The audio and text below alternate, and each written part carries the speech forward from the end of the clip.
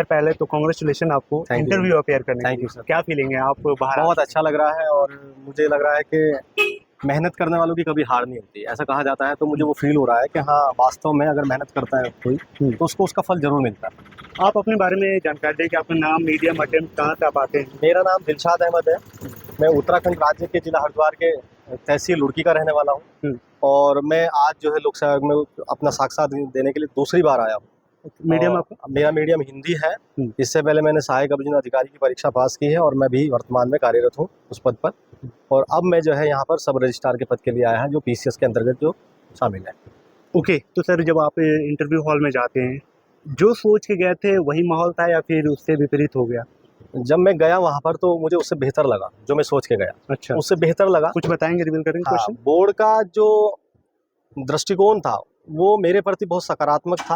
मतलब ऐसा नहीं लग रहा था कि कुछ अजीब लगेगा कि वो क्या पूछने वाले हैं। ऐसा लग रहा था कि जो वो पूछ रहे थे बहुत लॉजिकल पूछ रहे थे और वो मुझे आता है और उनके मैं जवाब दे पा रहा था। कोई एक आध आंसर रहा होगा जिस पे मैंने सॉरी बोला होगा या गलत बोला होगा, तो उसके लिए उन्होंने मुझे एडवाइस किया है कि आप पढ़िएगा जा करके। करंट से चीज़ें ज़्यादा थी या फिर स्टैटिक्स से? उन्होंने ज़्यादातर कॉन्स्टिट्यूशन पूछा गया है, कॉन्स्टिट्यूशन में करंट पूछा गया है। करंट में जो है अभी क्वेश्चन याद हो अगर एक आध अगर बताना चाहें। उत्तराखंड राज्य में हाल ही में यूसीसी लागू किया गया, समान सिविल सेवा, उस पे सवाल पूछे गए हैं, उसके फीचर्स पूछे गए हैं, उसकी समस्याएं पूछी गई हैं। ठीक है, जुडिशियल रिव्यू पूछा गया है संविधान में। ठीक है, इसके अलावा मौलिक अधिकार और इसके निदेशक तत्व में अंतर, समानताएं, ये पूछे गए हैं। और कौन से कोर्ट्स को जुडिशियल रिव्यू की पावर है, ये पूछे गए हैं। साथ ही साथ उत्तराखंड राज्य की जो भौगोलिक स्थिति है बड़ी नाजुक है और साथ साथ विकास चलता है, तो ये एक तरीके से बनाम हो जाता है आपस में कि विकास बनाम और आपदा, तो उसमें कैसे बैलेंस कर पाएंगे, ये पूछा है। सिचुएशन दिया था कि आप कैसे बैलेंस करेंगे। अच्छा, यहाँ पर एक तरफ विकास भी जरूरी है, एक तरफ जो है और उत्तराखंड राज्य की जो भौगोलिक स्थिति बड़ी नाजुक है, अगर छेड़छाड़ करते हैं तो बड़ी आपदा आ सकती है, तो उसको कैसे बैलेंस किया जाए उसके मैंने जवाब दिए थे। साथ ही साथ ये पूछा गया कि उत्तराखंड राज्य में कौन कौन सी फसलें जो है उद्यानिकी के अंतर्गत आती हैं, किस राज्य में फसलें ज़्यादा होती हैं, किस जिले में ज़्यादा फसलें हैं उत्तराखंड राज्य के। तो उत्तराखंड राज्य संबंधित प्रशासनिक व्यवस्थाओं के बारे में पूछा गया है और साथ ही साथ इंटरनेशनल इशूज़ पे काफ़ी पूछा गया है। जैसे कि अभी युद्ध चल रहा है, यूक्रेन और रसिया के बीच युद्ध चल रहा है, फिलिस्तीन और इजराइल के बीच युद्ध चल रहा है। इन युद्धों को रोकने में यूएनओ कहाँ तक कारगर साबित हुआ, ये संस्थाएं क्या केवल इनकी कोई प्रासंगिकता है, क्या ये उपयोगी हैं, इस तरह के सवाल पूछे गए हैं। और अंतर्राष्ट्रीय मानव अधिकारों को लेकर एमनेस्टी इंटरनेशनल संस्था के बारे में पूछा गया है। इसके अलावा जो है ये पूछा गया कि जो भारत में समलैंगिकता जो एक विषय बना हुआ है, क्या आपके हिसाब से वो होना चाहिए नहीं होना चाहिए, तो उस पर मेरा व्यू पूछा गया है। तो इस तरह के सवाल पूछे गए हैं। लगभग 20 से 25 मिनट में ये इंटरव्यू चला है। 20 से 25 मिनट। तो सर पहला वाला जो आपने अटेम्प्ट दिया था उसका कहाँ तक प्रीलिम्स वगैरह में कुछ? पहला मैंने दिया था तो मैं मेंस तक गया था। अच्छा, तो जो मैंने प्रीलिम्स दिया था, जब मैं सहायक अभियोजन अधिकारी की परीक्षा तो मैंने इंटरव्यू पास किया था, फाइनल सिलेक्शन दिया था। तो अब मैं तीसरी बार आया हूँ, एक तरीके से इंटरव्यू में दूसरी बार आया हूँ, मुख्य परीक्षा तीसरी बार हुआ है। ओके, आपके जो मेंस के ये जो एग्जाम है सर लिख के पास करने वाला है और आपकी रैंक वहीं से डिसाइड होती है, तो मेंस को आपने कैसे डिजाइन किया हुआ है? अगर उसके बुक लिस्ट के साथ उसके वैल्यू एडिशन की बात करें, मैंने उत्तराखंड के पर्पज से खास तौर से बहुत सारी किताबें नहीं पढ़ी। मैंने ज़्यादातर जो है दृष्टि जो आईएएस है उसकी कुछ बुक हैं जो उत्तराखंड के सिलेबस के अनुकूल बनाई गई है। अच्छा, मैंने उसको फॉलो किया था, उसी से अपना नोट्स बनाया था। साथ साथ जो करंट अफेयर्स के लिए जो है अपडेट जो होता था सोशल मीडिया से जो मिलता था, गूगल वगैरह से मिलता था, वो मैंने देखा है। और साथ ही साथ जो है आपसी जो चर्चा थी हमारे बैचमेट्स की, जो हमारे रूममेट थे, उनसे चर्चा होती थी और जो है जो जितना रोज लिखते थे उतना शाम की चर्चा होती थी और साथ में साथ उसकी प्रैक्टिस करते थे। मेंटरशिप और कोचिंग वगैरह? नहीं, मैंने कोई कोचिंग नहीं लिया है। वो मेंटरशिप कैसे फिर आप करते? कहीं जरूरत पड़ी आंसर राइटिंग वगैरह? ना आपस में ग्रुप स्टडी जो है उसी से चेकआउट किया है। तो उस ग्रुप में कोई मेंस वगैरह लिखा था? हाँ, उस ग्रुप में काफ़ी लोग सेलेक्ट भी थे और मेंस भी लिखा हुआ था, वहाँ ऑलरेडी पीसीएस भी है।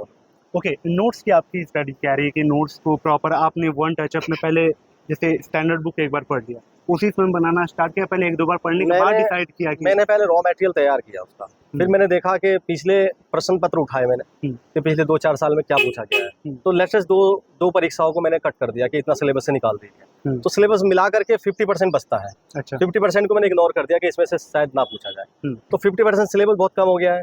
तो 50% सिलेबस को मैंने किताबों में निशान लगा लिया उसके बाद उसको मैंने छोटा कर लिया और शॉर्ट नोट्स ऐसा बनाया था कि मैं उसको पढ़ सकता था, मेरे नोट्स कोई और नहीं पढ़ सकता था।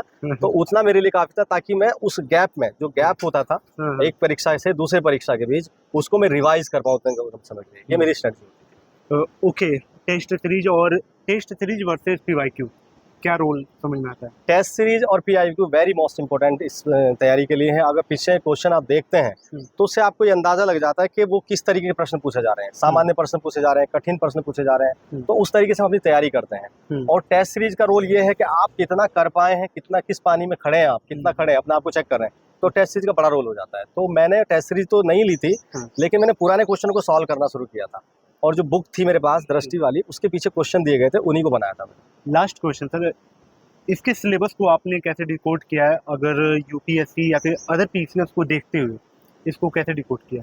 इस परीक्षा में जो सिलेबस था वो काफी डिवाइड, मतलब काफी वाइड दिया गया था सिलेबस। उत्तराखंड पीसीएस को ध्यान में रखते हुए आप काफी उत्तराखंड का जो सिलेबस है, सब्जेक्ट का जो स्टेट पीसीएस का जो स्टेट से संबंधित था, काफी विस्तारित है। यानी स्टेट की history, polity, geography, economics and current affairs एक पोर्शन वो हो जाता है। इस तरह फिर इंडिया का आप हिस्ट्री, पॉलिटी, ज्योग्राफी, इकोनॉमिक्स पढ़ते हैं, तो उसमें सिलेबस को डिफाइन किया गया था। ये बड़ी सुविधा थी इसमें कि कौन से टॉपिक से सवाल पूछा जाएगा।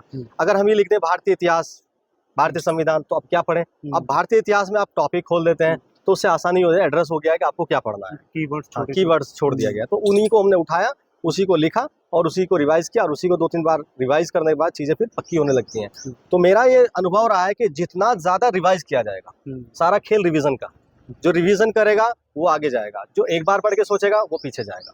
ठीक है सर, ये जो क्वेश्चन होते हैं उन एस्पिरेंट को होते हैं, जो भी क्वेश्चन आते हैं कमेंट वगैरह में, वो मैं पूछता हूँ कैंडिडेट से।